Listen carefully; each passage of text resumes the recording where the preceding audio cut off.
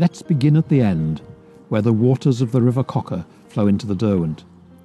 This is the Cocker's mouth. Every drop of water flowing under the footbridge here has fallen from the sky onto the small corner of the earth which we'll be exploring in this journey. We'll follow the Cocker upstream to its source, high in the fells, pausing at 7 locations, stations we're calling them, using the language of the early Lake District guidebooks, to reflect on the landscape, its history, and what it means to each of us. Here at the foot of the Cocker stands the small town of Cockermouth, which was childhood home to 2 of us and the place of our schooling for all 4. As the river's waters are drawn by gravity to this place, so we find ourselves drawn back to the place we spent our formative years. The Cocker Valley up to Buttermere was our hinterland, a special place to all of us, though our experiences and memories of it differ.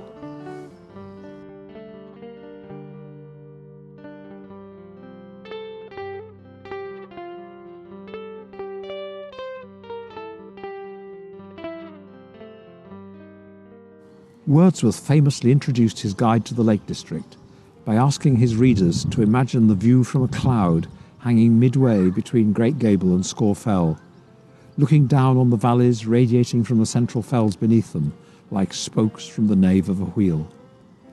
Enumerating the dales and lakes clockwise from the south, he came to this valley. The Vale of Buttermere, with the lake and village of that name, and Crummock Water beyond, next present themselves. The Cocker, he went on, then runs through the fertile and beautiful Vale of Lawton, till it is lost in the Derwent below the noble ruins of Cockermouth Castle. Here the view is reversed as we travel upstream from Cockermouth into the fells, up the Vale of Lawton and deep into the Lake District proper, where craggy and scree-strewn mountainsides fall steeply to the shores of Crummock Water and Buttermere.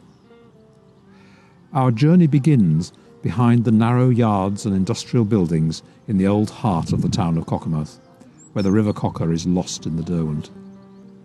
In its final moments, the Cocker's waters bisect the town, hemmed in by stone walls and crossed by a low-arched bridge, before curving like a slip road to join the wider River Derwent by a tapered grassy point carrying a park bench.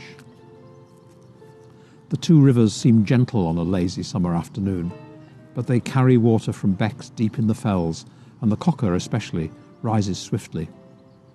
Flooding has been a perennial threat across the town's history. A litany of flood years runs back across time.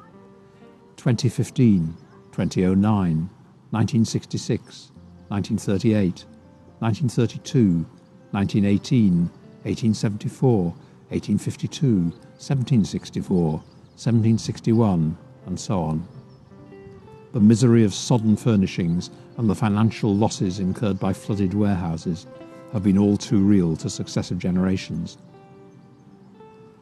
The limit of the Cocker's catchment area follows the watershed, that invisible line so graphically described in the old Northern English phrase, as heaven water deals, or as the water of heaven falls. Cockermouth has been the focal point for communities living within that boundary for more than 8 centuries. Much of the land in the valley was held from the lords of the medieval honour of Cockermouth, the estate headquarters in the castle being the destination of rents paid. The town's weekly market and its cattle fairs in the summer months, and Mitchell's livestock auction since Victorian times, were the points of exchange for farm produce. Cloth woven from local wool was finished in the town's fulling mill. Hides from slaughtered cattle went into its tanneries, tallow to the tallow chandlers. The town's doctors and its cottage hospital served the sick, and school children from the farms and villages upstream, deep in the fells, went to secondary school in the town.